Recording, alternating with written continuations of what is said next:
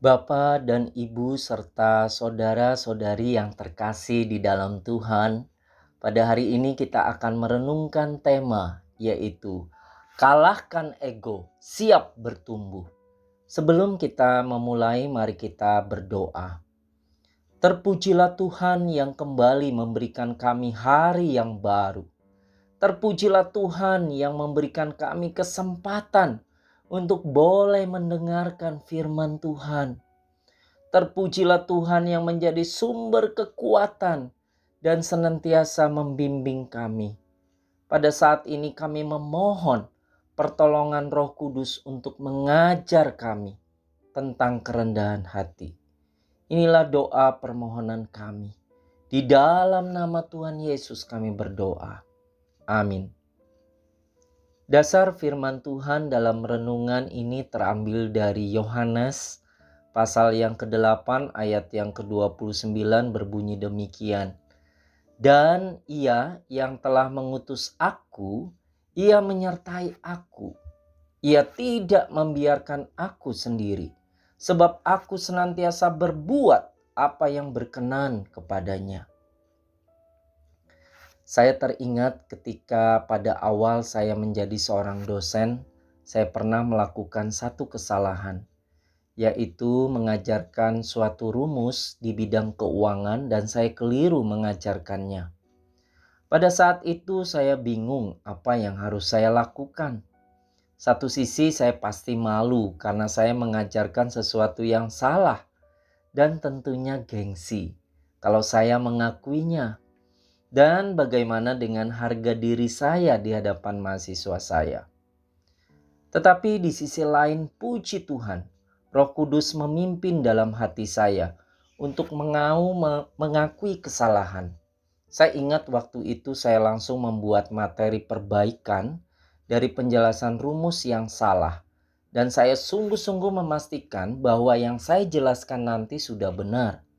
Lalu saya membuat pengumuman sehingga semua mahasiswa bisa bertemu saya di kelas untuk memberikan klarifikasi atas materi perbaikan yang telah saya siapkan. Bapak dan Ibu serta saudara-saudari yang dikasihi oleh Tuhan. Di sini saya belajar untuk menjadi rendah hati. Ada dua hal yang saya pelajari. Hal pertama yang saya pelajari tentang kerendahan hati yaitu berani mengakui kesalahan. Mengakui kesalahan di hadapan mahasiswa bukan hal yang mudah. Justru ada keinginan yaitu menutupi kesalahan demi harga diri atau gengsi. Karena yang terpenting adalah mendapatkan pujian. Singkat cerita, akhirnya pada saat itu saya menjelaskan perbaikan yang telah saya lakukan. Dan di luar dugaan, justru mahasiswa memberikan respon yang sangat positif. Firman Tuhan dalam kitab Amsal pasal yang ke-28 ayat yang ke-13 mengatakan, siapa menyembunyikan pelanggaran tidak akan beruntung, tetapi siapa mengakuinya dan meninggalkannya akan disayangi. Hal kedua yang saya pelajari tentang kerendahan hati yaitu mau belajar. Dari kejadian tersebut justru membuat saya menjadi lebih bersungguh-sungguh untuk belajar. Saya semakin menyadari bahwa saya memiliki kelemahan dan keterbatasan. Dan oleh karena itu, saya harus belajar memahami setiap rumus agar dapat mengajar dengan baik. Oleh karena itu, saya harus lebih banyak membaca berbagai literatur buku, dan saya lebih bersungguh-sungguh dalam memahami kaitan rumus yang ada dengan aplikasi nyata dalam kehidupan secara real. Akhirnya, selang beberapa tahun setelah hal tersebut terjadi, karena banyak hal yang telah saya pelajari tentang rumus tersebut, justru akhirnya membuat saya mampu menulis sebuah buku terkait hal tersebut dan menjadi karya yang dapat dibaca dan bermanfaat bagi banyak orang. Firman Tuhan dalam Amsal 18 ayat yang ke-12 mengatakan, tinggi hati mendahului kehancuran, tetapi kerendahan hati mendahului kehormatan. Secara naluri kita ingin selalu dipuji diperhatikan, diprioritaskan, dihargai, dan tidak mau direndahkan atau disepelekan. Karena itu kita cenderung meninggikan diri dan sulit merendahkan hati. Di zaman yang keras seperti saat ini, sulit untuk menjadi pribadi yang rendah hati.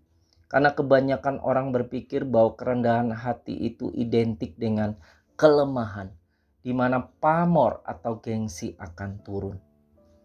Bapak dan Ibu serta saudara-saudari yang dikasihi oleh Tuhan, sharing saya tadi itu tidak seberapa dibandingkan dengan kerendahan hati dari Tuhan Yesus yang luar biasa. Tuhan Yesus menunjukkan kerendahan hati kepada Bapanya. Dalam kitab Filipi pasal yang kedua ayat yang kelima hingga ayat yang ke-8 dikatakan, "Hendaklah kamu dalam hidupmu bersama menaruh pikiran dan perasaan yang terdapat juga dalam Kristus Yesus, yang walaupun dalam rupa Allah tidak menganggap kesetaraan dengan Allah itu sebagai milik yang harus dipertahankan, melainkan telah mengosongkan dirinya sendiri dan mengambil rupa seorang hamba dan menjadi sama dengan manusia. Dan dalam keadaan sebagai manusia, ia telah merendahkan dirinya dan taat sampai mati. Bahkan sampai mati di kayu salib."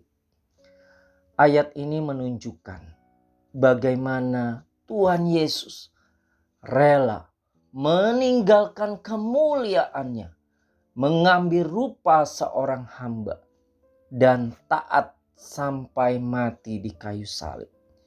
Ini kerendahan hati sejati. Sikap yang memberikan teladan bagi kita untuk rendah hati dengan mengesampingkan ego. Pengorbanan Tuhan Yesus bukan hanya soal penderitaan fisik, tetapi melepaskan hak kemuliaannya sebagai Allah, menjadi manusia biasa bahkan hamba, merendahkan diri sepenuhnya dan taat sampai mati demi keselamatan manusia. Pertanyaan refleksi untuk kita. Apakah kita menaati firman Tuhan hanya ketika sesuai dengan keinginan kita, atau juga ketika itu menuntut pengorbanan dan kerendahan hati? Dalam hal apa kita masih bergumul untuk taat kepada Tuhan hanya karena rasa ingin dihargai oleh manusia? Bagaimana kita meneladani Tuhan Yesus yang taat sampai mati, bahkan sampai mati di kayu salib dalam kehidupan sehari-hari kita? Kapan terakhir kali kita menundukkan kehendak pribadi kita demi mentaati kehendak Tuhan? Apakah kita berani menerima koreksi dan bimbingan dari firman Tuhan? Atau kita masih membela diri karena merasa sudah cukup benar? Apakah kita sudah berdoa dengan hati yang taat dan berserah?